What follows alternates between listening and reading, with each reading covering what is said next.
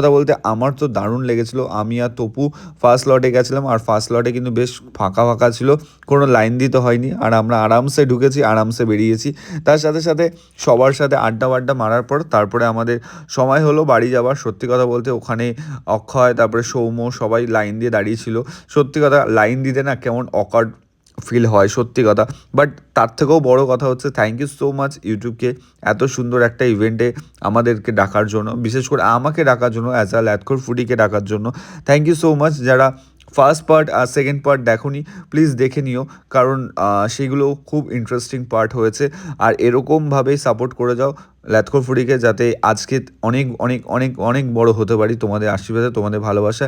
এরকম একটা ব্যাগ দিয়েছিল, সাথে কিন্তু এরকম গিফট ছিল, ঠিক আছে, ইউটিউব থেকে এরকম একটা রিফ্লেক্ট দিয়েছিল, তার সাথে সাথে অনেক কিছুই ছিল।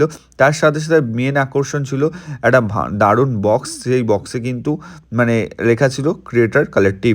থ্যাংক ইউ সো মাচ ইউটিউবকে এত সুন্দর একটা গিফট প্রোভাইড করার জন্য।